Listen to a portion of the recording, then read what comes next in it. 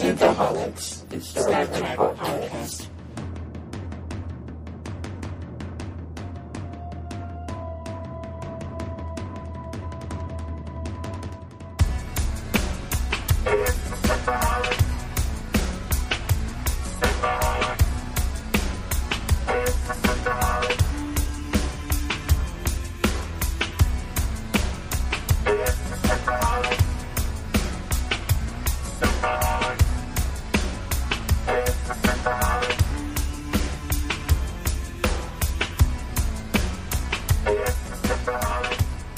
Welcome to the Synthaholics. This is your host, Aaron O'Brien.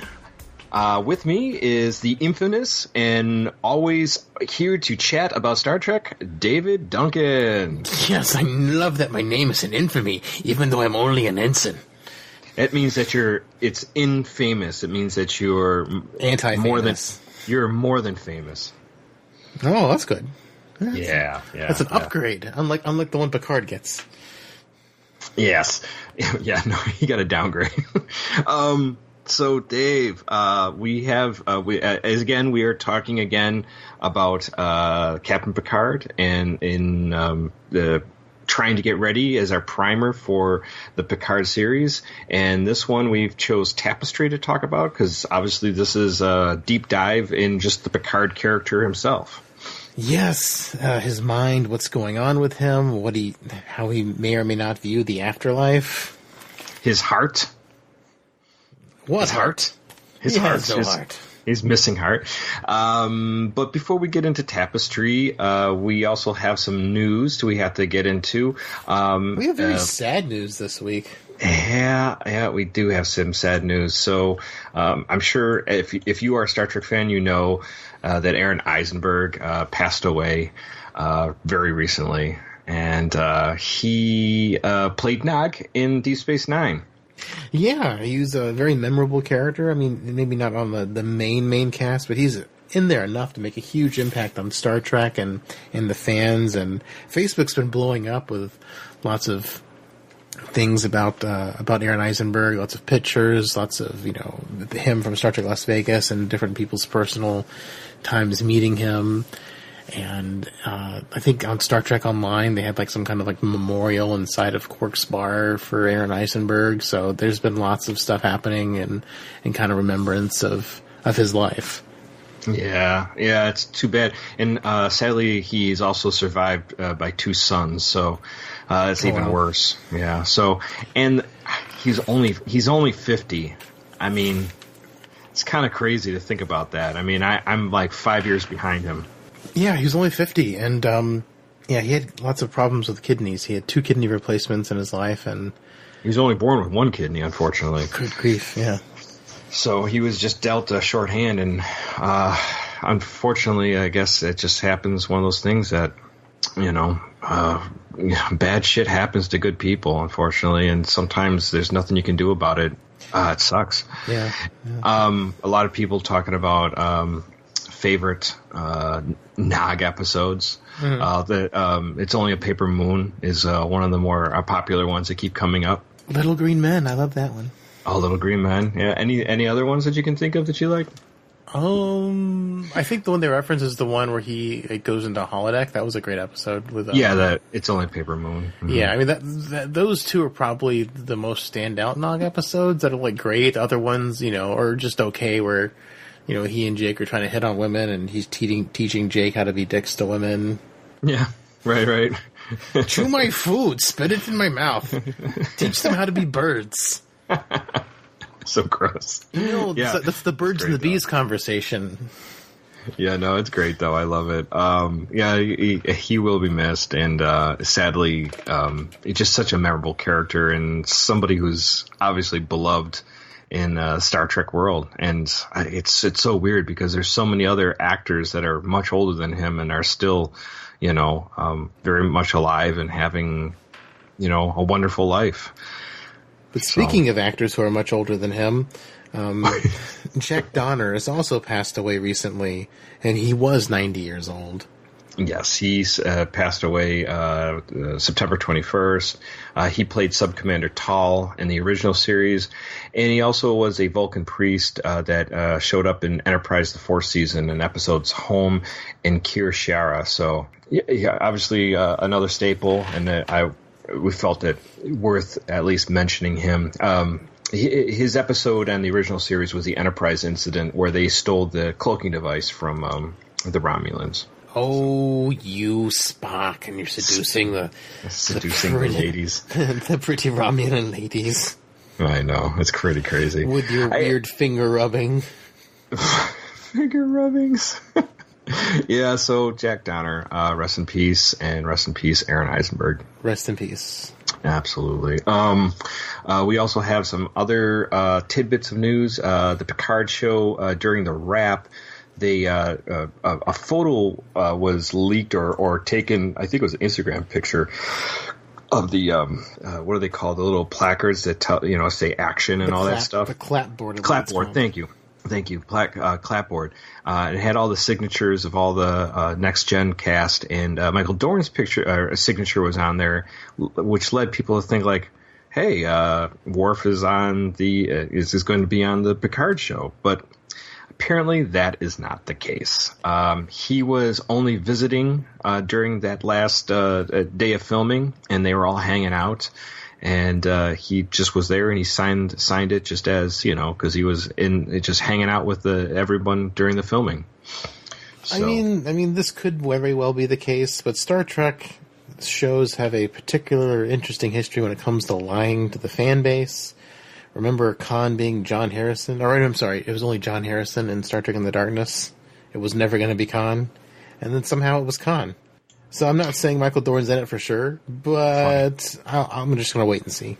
Yeah, no, I get it. Yeah, totally. Anything could be true. Anything definitely could be true. I mean, maybe he was only there for the last day of filming because they only needed him for like a second. Like they'll tease him for the next season or something. Like he could be part of the cliffhanger. I don't know. Very true. Very true. Yeah. So it would be cool. I mean, I would like to see a Worf show. I would like to see Worf back. And the thing is, out of all the actors who are going to be in the Picard series, it's so weird that Worf isn't one of the ones that's confirmed to be back, since he's been the one who's most vocal about wanting to do more Star Trek and be Worf more. He's been trying to pitch his Worf show for like the better part of 2 decades. I know. So it's just like, it's so weird that like, of all the people, like, we read that news that Jonathan Frakes was like freaking out about coming back to play Riker. Like he's worried about playing the character after so long. And Worf's like, give me. I want to keep playing this character until I die. And they didn't give they didn't give him a role. It's just really strange in my mind.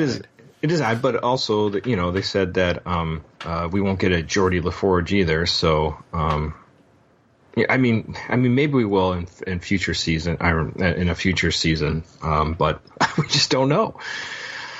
Yeah, I mean, it's all up in the air. I mean, there's only 10 episodes, and they are fitting in an awful lot of characters, and then all these new characters, in just the one 10-episode season. So, I mean, there is a lot to do, and it is a lot to shoehorn all these characters in, but just how vocal Michael Dorn has been about wanting to come back and play Worf. It's just odd that he was never offered a part in this show.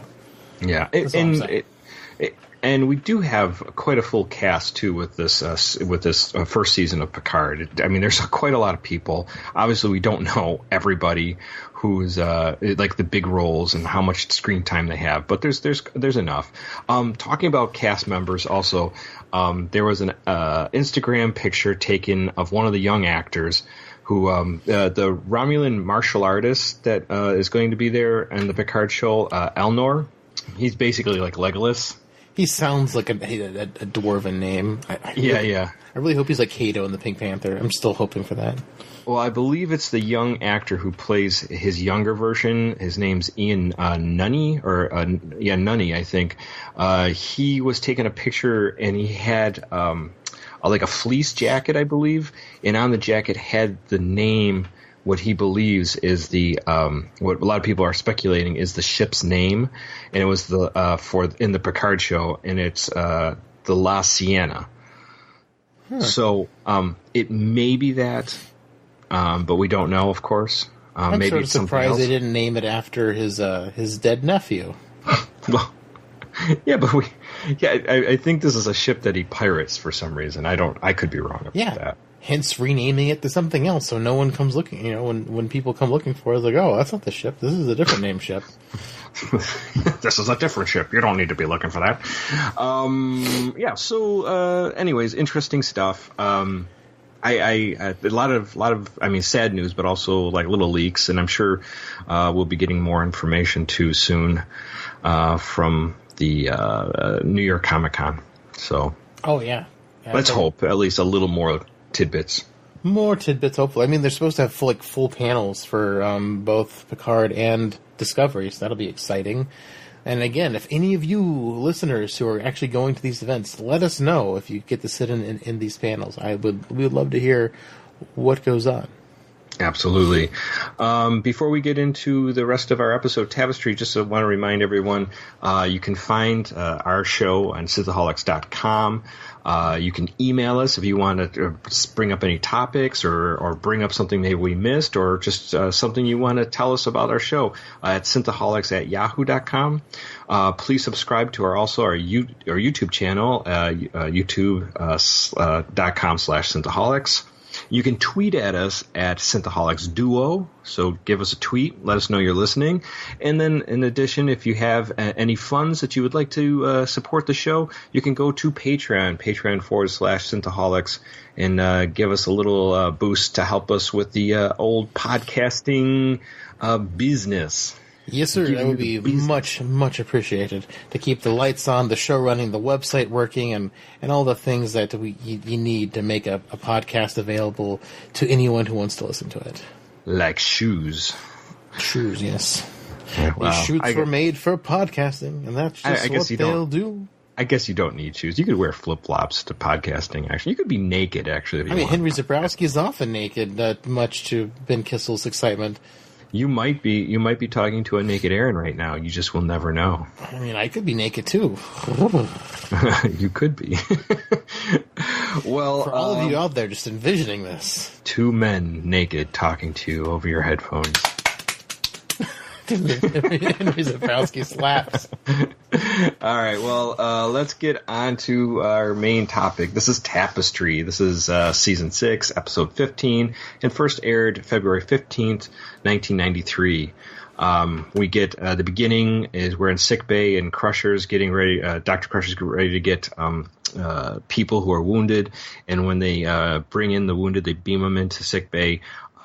Picard is being held by Worf, and Worf brings him onto one of the beds, and he's shot right in the heart. It's like, so one of the aliens or something they were dealing with shot him, and this is basically gave him some cardiac arrest due to his artificial heart, which is this is the first time we've ever heard about his artificial heart. No, it's not. We heard about it earlier. He told Wesley about his artificial heart earlier. Did he? Yeah, I think he also had another surgery for his heart earlier. Like, in season 2, Pulaski, like, it was a thing. He didn't want to admit that he had a false heart, and he was shot by a Tyrian beam. So the beam out, it drinks and knows things. What is it? The Tyrian beam. Oh, it drinks and it knows things. I drink and I know things. I don't remember him talking to Wesley about it. Yeah, they're on a shuttlecraft thing. It's the episode where Wesley's got to, he's going to the academy or whatever, and I thought that was later on in the season. It's a Pulaski episode, I believe, because she's wearing her red get-up, and she's got to fix his heart or give him a new artificial. It was something like that. Man, I really don't remember. It was season 2. Interesting. And then we get Picard. He is after they zoom out of the table, and we get Picard walking in this white background, like he's maybe going to heaven. And then we see someone takes his hand, and it is Q, of course. And Q says, "Welcome to the afterlife, Jean-Luc. You're dead. You're dead." So, dun, dun, dun, and the show's over. The credits roll. Show's over. Yeah. And that's Picard's show right there. No, but and then we get in after the intro and the rolling credits. We get basically Q saying that he's God, and Picard just scoffs at it. He's like, yeah, you're not God. I don't believe the universe is that badly designed. Yeah, exactly. So Q's there, and he's trying to convince him that he's dead. He shows his father appears to him and kind of makes him feel bad for joining Starfleet. Sounds a lot like Robert. Yeah, I know, right? So like father, like son. And then we also get voices from his past of people who... all the thousands and thousands of people he murdered at Wolf 351. Yeah, all the sorts of people who are like, we need your help. Please don't assimilate us. Yeah, well, Picard isn't falling for that either.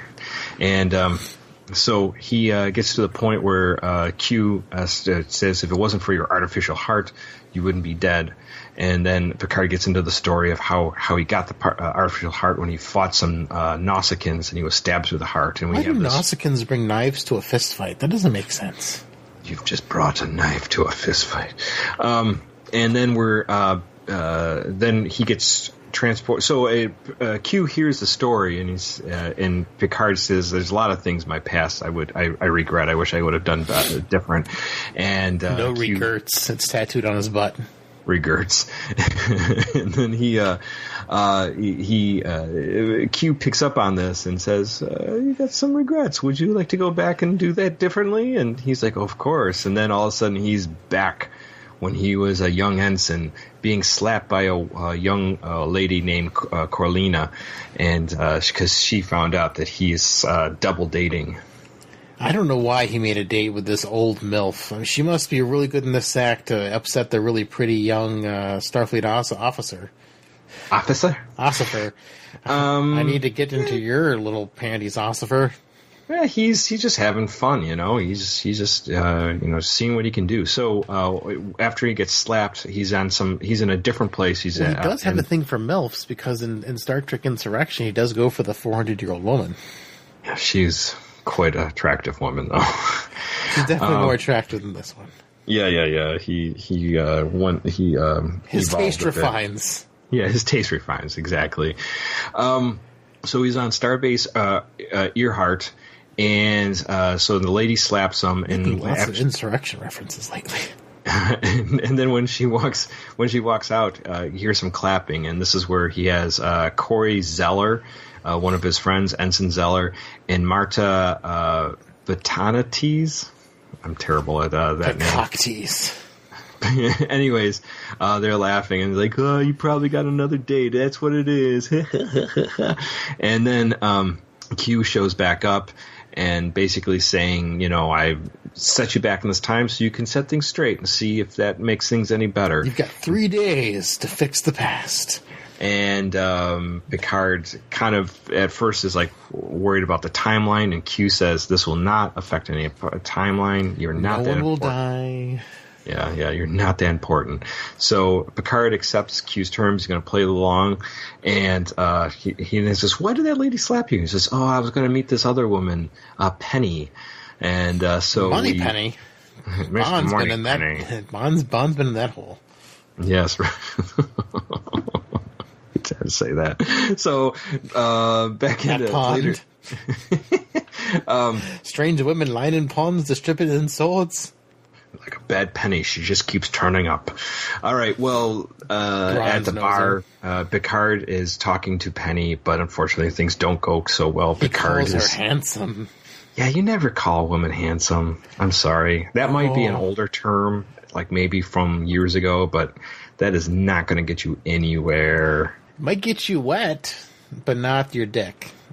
Yeah, drinks thrown in your face, and that's what happens to Picard, unfortunately, when he calls her handsome. Ooh. He wants to talk. She wants to fuck. Things don't go well. She's looking for young guys for one reason. Come on, let's be honest. It's not for his brain. I need someone to go all night long. Some space Viagra. So, space Viagra. So, do you have the Klingon condoms ribbed for my pleasure? His, hers, or its pleasure. Don't you know? So we see Corey playing Damjat, and where Picard goes over and hangs out with Marta, and while he's creaming the floor with some other aliens, and that's when just don't run off with Marta's legs. Don't run off with Marta's legs. And the Nausicaans show up and they want to play. Corey decides... Damjot, who won? Right. There's got to be like the ongoing quote for this podcast. Play Damjot human. I think we've said that so many times, I don't even know. It's like, we've said play Damjot humans so much. So many times since the first time we talked about Tapestry. I know, years and years ago. So Corey decides he's going to take on the Nausicaans. Even Picard's like, we don't want to get him angry. Let's not do it. And he's like, what do you care? What do you care about this? So Picard, the funny thing is Picard is still his adult self, and he's playing it safe, like he would now compared to when he was younger. So, he's had 6 years of Riker telling him to stay on the bridge, don't do anything rash. Can I get you anything? Yeah, basically. He's been weighted on hand and foot by Riker for so long, he's just like, yeah, I'm just not going to not do that. He loses to the Nausicaans, and this is where he finds out that Corey assumes they must be cheating, and he wants to get back at them. So he thinks, like, we're going to beat them at their own game. And Picard's trying to say, we're officers now. We don't need to stoop to this level. We need to set a higher standard. We aren't children. And then Corey's like, what the fuck is wrong with you? And then he gets angry. When did you get old and die? Yeah, so he decides to walk out. And then Picard and Marta have a little thing, and they're just about to kiss when Q interrupts them with some... Is there a John Luck Picard here? And Marta's like, probably some flowers from another one of your conquests. Damn it, Q, I was just about to make out with her. And Picard mentions to Q, or Q kind of picks up on Picard that, maybe he kind of wished that something happened between him and Marta. You could always change that. But then Q lets him know that Corey's over there and he's rigging the Damjot table. So Picard goes to see Corey at the bar after it's been closed, and Corey and him get in a big fight. Basically, it's like 4 or 5 in the morning. I don't know. Do these people need to sleep? When do these bars close? And when do space bars close? That's a good question, because there's really no time, unless it's like maybe going... Actually, even San if it's... San Francisco time. Yeah, it's always San Francisco with the rice-a-roni, the San Francisco treat on tap. I don't think they have like any other time. I think all Earth time is all San Francisco time. Because you think about it, if it's like if it's even orbiting a planet, it's always going to have like different time. Nope. Even then, the planet all synchronized to Earth, to San Francisco time. So terrible. Well, after Picard and Corey's big fight, Picard goes to talk to Marta, and they get a little touchy-touchy, kissy-kissy. Wow. And they end up spending the night together. Unfortunately, Picard wakes up the next morning and finds that he's sleeping next to Q. And it was Q the entire time. Yeah, this is all Q wanted from Janeway. Q just wanted Janeway to bouncy him, and she could have taken them all home. Janeway is selfish. This is why I don't like Janeway. True, that's a good point. If she put out just once, she could have gotten her crew home years earlier. Just saying. Yeah, and wouldn't have had to break the Prime Directive and all these other things. Like just have some sex once. Just let your freak flag fly. Do an Alien. Do what Kirk would do. Yeah, right. Kirk would do it. Kirk would have done it. So he wakes up to Q, and Q is still making fun of him with his what happened between him and Marta. And when Picard later meets her back at the bar, which always seems to be at night. Also, Riker would have done it too. Well, Riker would have done anything. He would have fucked a Tribble if he could. He probably did.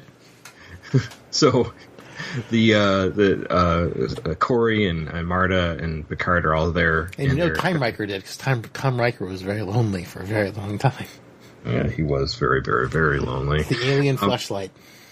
That's called the Doomsday Machine. Anyways, Picard, they're all hanging out. It's supposed to be their last big night, and they're kind of like all depressed. John Luke has just made them all sad because of his responsibility. Let's be responsible. Like, oh God, you suck. Can we not? And when we they have start to get on a ship tomorrow, go to deep space. I know. Picard tries to, make things better by talking to him, but they're all just not feeling it. And that's when the Nausicaans come back and want to play again. Play dumb, not human. And this is where they start getting in a fight with the Nausicaans, and Picard, comes to his rescue, fighting with Corey, and even Marta gets into the fight too a little bit. And at this point, Picard gets stabbed through the heart, just like he did before, and then he is all of a sudden transported all the way back to the Enterprise, and he's wearing a blue uniform. And no, he doesn't. He doesn't get stabbed through the heart. He pushes his friend away. I'm sorry. He pushes his friend away. And he's like, I saw him pull a knife. Yeah. And then his friend's like, we used to. I'm sorry. I'm jumping ahead. He's like, we used to could be friends, but now we're not could be friends now. Yeah. I'm sorry. That's stupid of me. Sorry. That's all right. So Picard is back on the Enterprise, and he's in his blue uniform, and he's in front of Worf. And he's are you my daddy?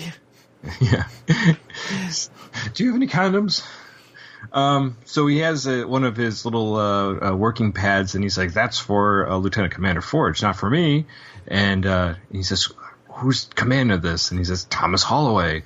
And they think that something's wrong with him. He says, do you need to go to see the doctor? You need to go to sick bay? And he goes, no, I'll go. And he goes to talk to Dr. Crusher, and this is when he finds Q's there. And he basically tells him, like, hey, you want to play it safe, and now you can live life safely, running analyses, but not in command. You know what the best thing about this alternate universe is, where Picard didn't do anything risky? What's that? He never learned about whatever the particle was in Chain of Command. So Jellicoe never became captain of the Enterprise. So Jellicoe never told Troy to put on a regular uniform. Oh, that's a good choice. Yeah. She was back in regular uniform. She was back in her booby outfit. Woo! Yeah, she was. So later on, Picard goes to 10 forward and sees Riker and Troy there, and he wants to sit down. He wants to talk about. I never saw the four lights in this timeline. Yes. He wants to talk to him about maybe moving up in rank, and they basically says you just don't take risks, you don't stand out, you're just always playing it safe. And Barclay takes more risks than you. Yeah, exactly. And Barclay just walks by. He's like lieutenant. He's like almost a third in command. So he gets a call that he's waiting. LaForge is waiting for some reports. They should have doubled down on that, where Barclay was better performing than him. That would have been hilarious. Yeah, like he's like commander or lieutenant commander or something. He's answering to Barclay. This would be an amazing alternate universe. So Picard goes to give his report, and this is where he says, Q is, this is not amusing. He says, I'm not going to live this life as a dull man and with a dull job, and then in a dull life. And the door opens, he's back into that heaven-like white space. And then this is where, he's basically like, I can't be that person. I don't want to be that person. And I'd rather die the man I was than to live a second more in this pitiful life. Right. So Q returns him back to the bar, and this is where I jumped ahead, unfortunately. And Picard gets in the fight, and this is where he takes the knife to the heart, and this is where he laughs gleefully because I'm going back to my good life. The old good life where I'm going to die on the table. And so after that, this is where we find out that Picard doesn't really die. He doesn't die. Yeah, and he stays alive, and Beverly was able to save him, and but Picard was says he later on was talking to Riker and says he wasn't sure if it was a dream or he's just being another test by Q. I'm sure it was another test by Q. I really hope we see Q in the Picard show. It would be cool if they bring him back. So, Dave, we have talked about Tapestry a long time ago. What do you think about this episode, and what does it say about Picard? Tapestry is just a beautiful episode, extremely well done. Can't get enough John Delancey. Mm-hmm. Although I never made that connection to the Barclay thing. If they would have doubled down on that, that could have been like some great comedic relief. Absolutely. But they didn't really like spend much time in Picard's, alternate blue shirt life. Yeah, right. So maybe if it was a 2-part episode, maybe they could have doubled down on that. That could have been fun. But it's really a great episode. It's nice to see how Picard has changed and what made Picard who he is, and the dumb mistakes he did, and it makes him a 3-dimensional character. Seeing him as a flawed young person taking swords to the back. And it's also nice to get that filled in, why he had the mechanical heart that was referenced, many seasons earlier.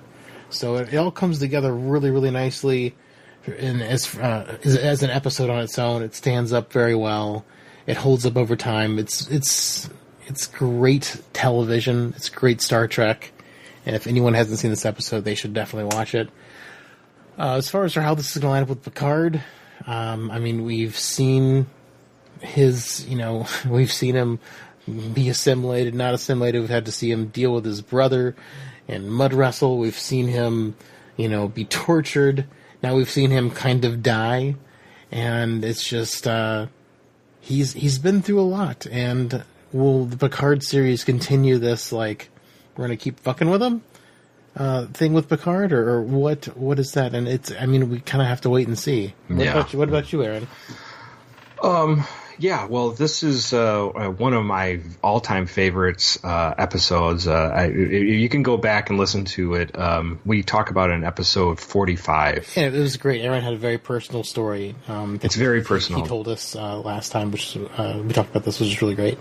This episode literally changed my life, made me look at my life a lot. So I wanted to change my life. So I think this is a great in-depth story about Picard. And like you said before, it fleshes out the character. I think what's great about this episode is that, like anything, if we look back in our history, any one of us, any individual, we will see things that we regret, that we hate we did, that we wish we did better. There's tons of things like that, and we seriously need to take into account that makes us who we are today, the good and the bad. So the best thing that ever had, your best day in your life and your worst day in your life, make you who you are. They are intertwined. And you can't take it away. And sometimes, believe me, there are memories I wish I could just erase from my brain. But I can't. And I have to know that those bad memories are part of me, and I can't let go of them. So just like Picard's bad heart. I need my pain. I need my pain. Exactly, like Kirk said. You just really need to embrace it one way or the other, and know that you wouldn't be right now where you are without it. Anyway, so we're very much all tied up in our past, and it makes us who we are. So we see that with Picard, which is wonderful, I think. And I don't know if we'll see Picard a mention of his bionic heart. But it's interesting. Who knows how this is going to connect, if at all. I really hope we get some Q. That would be a great way for it to connect. Although Q's been in other episodes, I think this is the only one that's really been super Picard-centric where Q has played a major part. This is the first one in this series where Q's played a major part. So I would love, because Q and Picard are tied together so much, I really, really hope that we do see Q make a comeback at some point in the series. If it's not in the first season, I hope it's in more. Because I do think it was a huge missed opportunity not to have John Delancey play Q in any of the Next Gen movies. Right. Yeah, and we... I was watching it, and I was thinking, like, man, these two actors just work so well together. Patrick Stewart and John Delancey. The way they bounce their lines back. I don't know how often they did takes and what variations they did, but it is pretty wonderful to see them work together. So it would be nice to see it again. And John Delancey is just such a great actor. I love him and everything I've seen him in. I haven't seen him in all that much, But, he was in, of course, Star Trek: The Next Generation. He was in Breaking Bad. And he was in the TV movie Get Smart Again. And he was in Star Trek Continues. In that one episode. He was amazing in that. The black and white episode. That was really cool. Yeah, it was fantastic. He's also in When the Train Stops, but I haven't seen that. Mm-hmm. So it would be great to see him maybe as a teaser before we get to like the teaser for episode 2 of Picard. That'd be kind of cool. We're going to get a Q season. A Q season, that'd be great. Wouldn't that be awesome? Yeah. Yeah, I'm sad Q only showed up once in Deep Space Nine, but Q and Picard had a way better dynamic than Q and Cisco. Yeah, and obviously Q and Janeway. Yeah, Q and Janeway had several episodes. They had the Q and the Gray, and they said that the Q continuum was like the Civil War. It was kind of weird. But the thing is now, I know they made the Q continuum super simple in Voyager, just so they didn't have to spend any budget on it. They just were trying to dummy it down so that just so your primitive brains can understand it. But with modern budgets like they have now, they could do some wild stuff with the Q continuum if we do go back there. I can't even imagine what they would possibly do. I mean, there's with the special effects, they can make it almost like a godlike experience, which Q is kind of like. He's basically a deity. I mean, he's that powerful of a being. He can do anything he wants at the snap of his fingers. Kill people, bring them back, generate a world, stop time. I mean, he's, for all intents and purposes, as far as Star Trek goes, he is all powerful. I mean, there's no one more powerful than him except for maybe the prophets. Yeah, and we don't even know, and maybe. We just don't know, of course. But yeah, he's one of those. He's just so amazing, but they could do anything with him. So they would have a field day with CGI. CGI puke vomit all over the screen. They could do so much. Yeah, absolutely. So that would be cool. I don't know. I really think that this would be a wonderful. A thing to kind of go back to somehow, but I don't know how they would. And honestly, maybe they shouldn't even touch it now that I think about it. I would just like to see where Corey went off to and Marta, ran off to later on. Maybe they showed up again, but they probably died. They were one of those voices that he heard. They died at Wolf 359, probably. You were a dick of a friend. That'd be a great way to pull it in, show them, do flashbacks of this episode, and be like, oh yeah, your friends, they died at Wolf 359. Let's abuse Picard some more. I really think Picard's life is just full of abuse, so might as well keep that trend going in Picard. It really just, the more you think about it, it's just him just, if you're a captain of, not just the Enterprise, any starship, you might be under a lot of abuse for a very long time. Forever, if Q has a sense of humor and really, really likes you. Well, just think about everything that we've gone through. That he's got, the being assimilated by the Borg, and what was it? What was we just talking about? What was the last episode? Chain of Command. A Chain of Command, where he's tortured, by the Cardassians. By the guy who's got a weird fetish for him. Yeah, it's weird. Yeah. He's gone through so much, and he is remarkably stable through it all. It's like what I say, Troy must be an amazing therapist. She just has the most amazing boobs, and she just hugs him. Is that what it does? Really good. I don't know. I think she's her boobs. Are you saying boobs are therapy? I'm pretty sure hers are, since she's also a psychic, and she's got the empathic, telepathic ability. She just sends boob pictures into his brain telepathically, and he's like, "Oh, that's great, soothing." I don't know. I don't know if that will calm the violence that he went through. I don't know. Who knows? Maybe it won't.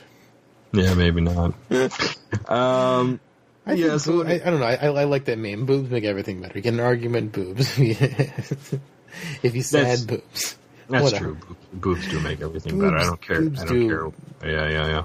Yeah, I know. I would love to see Q show up. Like I said, I don't know if this will have any impact on anything else in this upcoming series, but it's great to see who he is deep down in his character, how he moved out of those wild years and went into somebody more stable.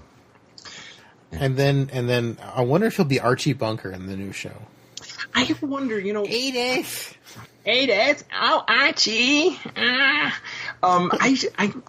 really wonder too. Could it be? Now, here's another thing to think about. Now, when you get older, you could get old and crotchety, right? That's always a possibility. Alzheimer's. But sometimes old people get fucking crazy. And they do crazy shit, like I'm going to take up snowboarding until they break their hip or something like that. But what if the girl's a figment of his imagination? Which girl? Oh, yeah. That would be... Oh, wouldn't that be the ultimate mindfuck? Oh. Everyone's like, I've got to save this girl. I'm like, what girl? There is no girl. That would be hilarious. It's just all the mental fuckery that's gone on in his life has come down to this, and he's just like, I've got to go on one last adventure because this girl needs me. She's come to me, and it's like it's all delusion. It's all delusion. None of it's real because he's been fucked with so many times in his life. He doesn't know what's real and what's not. That's crazy. So he has a complete schizophrenic crack up in his late years, his 80s, in his wonder years. His wonder years, his golden years. Golden years, I'll tell you about golden years. Golden years is getting up every 10 minutes and going to the bathroom. Hey, I'm looking at that right now. Yeah. I can't wait. Can't wait till you're I'm only like 35. 90. I'm only 35. Yeah, you're in trouble. I'm living my golden shower years now. I know. Golden shower years. Oh, no. No, I just have to pee a lot. It sucks. It does. Like... Yeah, I mean, like, I don't know. Who knows what the Picard show will be? I just think it'd be fun to add more. I mean, my hopes and dreams for the Picard show now that we've been deep diving into Picard is I just want him to get like fucked with more. Like I really hope he gets assimilated and then he gets hurt and needs to be assimilated to keep him alive. That would just be fun, just to add more pain to the Picard, pain mix. Because I think that's just where it's at with Picard. He's just gonna keep getting fucked with. So you're saying he's until his dying days. He's the king of pain. Yes, he is the king of pain. Picard's like, they had to talk. He and Kirk had to talk about pain before he got the bridge on the captain. It's like, I need my pain. Picard's like, I've gotten so much pain. Yeah, I don't know. I don't know if I want to see him go through anything worse in his later years. Although I do love that idea that you just threw out, that maybe the girl is delusion and he's kind of like, nobody can figure out what the fuck he's doing. But the thing is, his reputation is so good, people just go along with what he's saying, even though he's even though he's like batshit crazy now for all the awful experiences he's gone through. But people are just like, well, I trust him, and there's obviously something but there's something really bad going on. But his delusions are like make it worse, or like it's different, but they somehow coincide. Like it's just it'd be cool, it'd be crazy. That is a wonderful idea. And I hope the show is as creative as the idea that you just threw out. Somehow, I don't know if it will be, but we can only hope. We can only hope. I know it's hard. It's hard to get things too excited because, like I said about Doomcock's theory about how he's gonna just die, and I'm like, no, that would just be awful. I've seen that running through now. Now there's a couple sites that have been reporting on what Doomcock said, and they're running with it, saying that might be. What if that happens? And the thing is, like, I mean, it's a completely plausible theory because it is so dumb. I wouldn't put it past CBS to do. I've said it 4 or 5 times last week, and I'll say it again this week. It's so not so money grubbing. That they're just using Patrick Stewart to springboard a new series, and they're trying to kill him off just to get the subs in. It's just.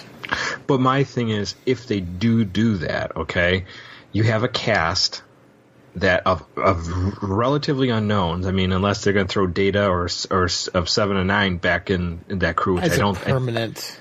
I think those are only cameos. They're only going to be on like one episode or maybe a few, but nothing crazy.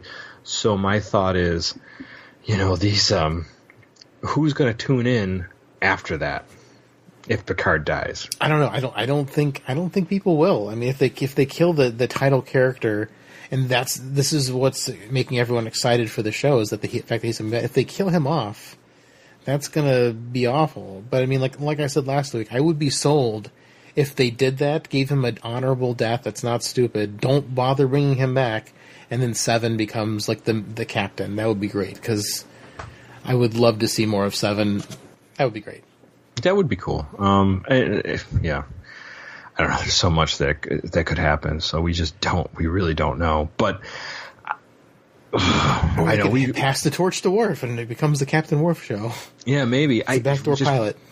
We just you and I vacillate so much from excitement to sheer dread when with the first 2 seasons of Discovery, like, it's gonna be great, like, oh my god, it might suck so bad, and then it starts off so good. At least with second season, it started off so good, and then it ended up super disappointing. So it's just like, yeah, we oscillate a lot, but the show also oscillates a lot. So it's just, so do our feelings. It definitely does. I think Guy Davis said, most Star Trek takes at least 2 or 3 seasons to get off the ground running. But that's not how it should be anymore. We should have refined it. I mean, the fact that Discovery is still going on, that age-old issue, I mean, I don't know. Other shows don't take 3 seasons to get good. Other shows get canceled if they're not good in the first 2 seasons. Why does Star Trek get a free pass to be terrible for the first couple seasons, and then before it gets good? Why does it get that free pass? I don't know. Because, I mean, Deep Space Nine is my favorite series, which I've said many, many times before on the show. But those first couple seasons are truly dreadful, suffering through the first time. Yeah. It's a little bit easier to stomach on repeat viewings because it's just... where everything goes. Yeah, the puzzle pieces make more sense, but when the first time you watch it, it's just like, why are we talking about these characters? Who are these people? I don't care. Like, it's just, there's so much that that takes away from what you think should be what's going on. Yeah. And it's just, there's just painful episodes to watch early on. And then it becomes amazing, but it's been like that for almost all the Star Trek series, and I don't know why. And I was really hoping Discovery would buck that trend. And since Picard's only going to run 3 to 4 seasons from what they've been saying, it doesn't have time to suck for the first 3 seasons. No, yeah. And honestly, I do wonder how much does Patrick Stewart want to be on like a show like that, where they're filming for however long they are.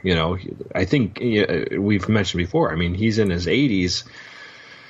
I'm sure he doesn't want to do it for that long.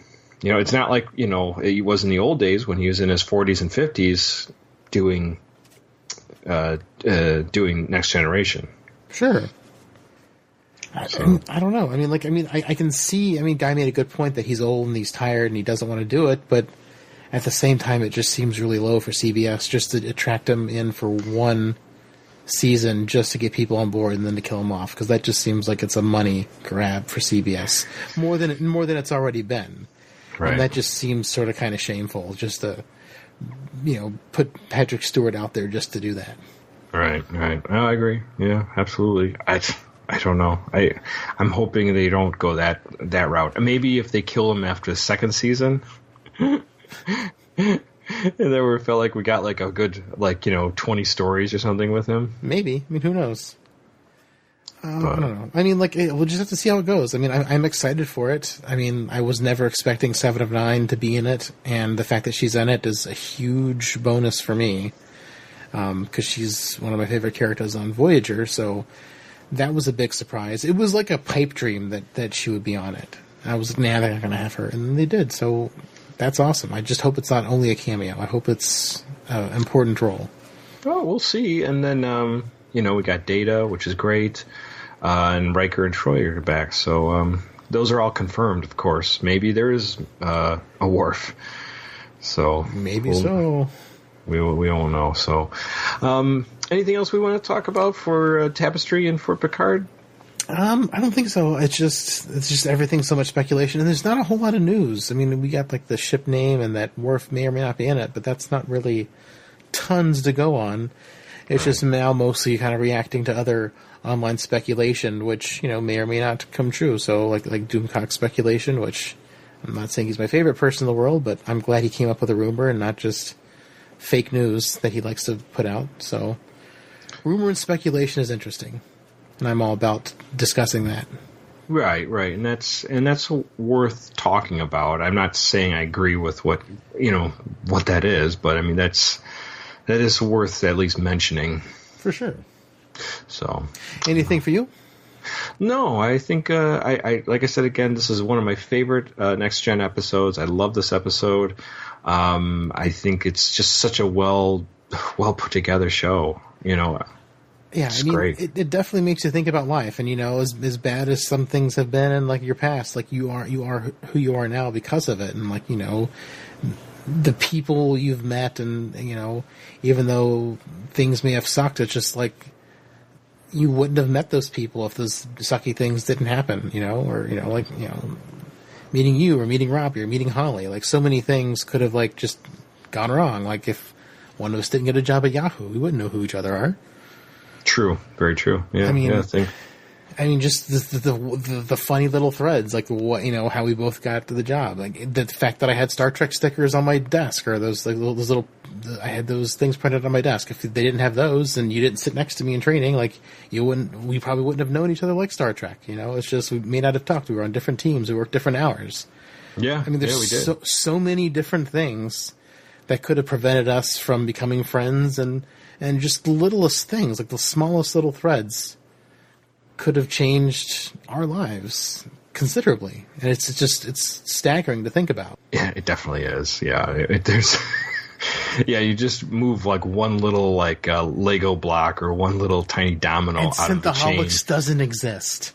Yeah, just the littlest thing. Because I mean, we weren't lifelong friends. I mean, we've been friends for years, and I hope we are lifelong friends for as long as we're alive. But you know, we have not. Yeah, we haven't known each other that long. Yeah, I mean, we've known each other for a grand total of like 6-7 years, and we've been podcasting maybe 5 of it. Yeah, maybe 6. Yeah, so I mean, it's. I mean, most of our this is kind of great. Like you guys who listen to the show, you're basically chronicling our entire friendship. I mean, like we had like a year maybe before the show started, before we were just and that was just us passing in the hallways at work, going like, "Hey, I watched Deep Space Nine episode blah blah blah blah blah," and you know, we would just talk about it for like 10 minutes, and then we were like, "Oh, I got to get back to work." Yeah, me too. Yeah, me too.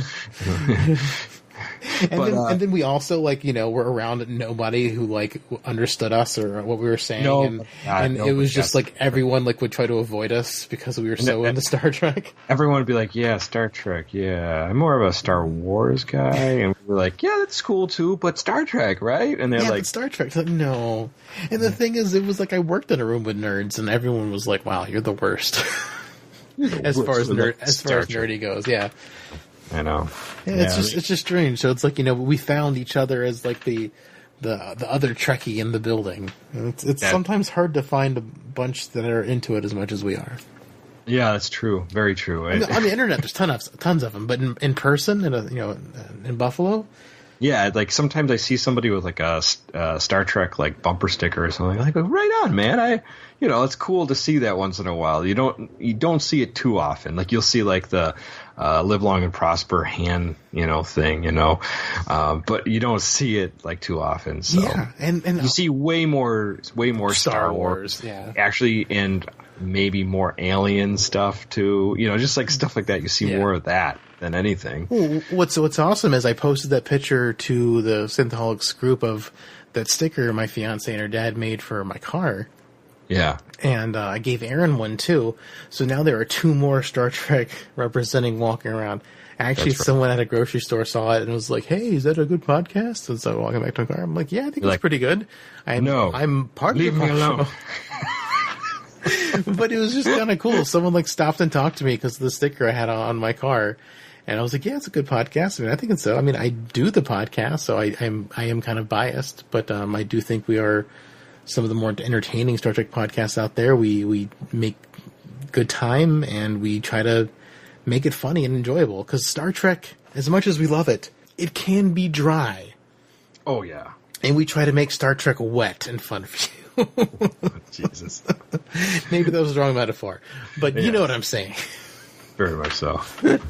Well, Dave, let's before we're trying to make it moist. Before we make anybody more moist, let's wrap up the show. Absolutely. So our intro music is done by Dave Wilkes. Our outro music is done by Warp 11. You can find them at warp11.com, and you can follow them on Twitter at Twitter/Warp11. You can also, as I said before, you can find us at Synthaholics.com, and you can email us at Synthaholics@yahoo.com. Please also subscribe to our Synthaholics channel on YouTube. YouTube/Synthaholics, and you can tweet at us on Twitter at Synthaholics Duo. I'm at Blackbird 2004. David is David_J_Duncan, and Holly is at Lunar Thistle. And hopefully she'll be back next week. She had to take her triple to the vet. The triple was sick. I think she had to be injected with some con blood. Oh boy, God. So also go to Facebook and join our groups, facebook.com/groups/Synthaholics. We have a nice group been going on, and people posting and talking, and it's a good little fun. And then also, if you can go to Patreon, throw us a buck, Patreon/Synthaholics, a buck or more, just to help, as Dave said, keeps the light on the podcast shack while we sit here naked needing shoes. So that's right. If you can't do that, please share us on social media, or tell your friends, your neighbor, your roommate, your schoolmate. You're the school's principal. School principal. He needs to lighten up. Listen to some Synthaholics. Like, you're going to get more detention after that. So, definitely sharing the show is a great way to support us. So, let people know. Anything else you want to say, Dave, before we sign off? I think that's it. Live long and prosper, one and all. Well, McCoy, my boy, come mix me a drink. Before the night's over, I'll puke in the sink, and we'll cry till we laugh, and we'll both shit our pants. You're the best drinking friend I ever had.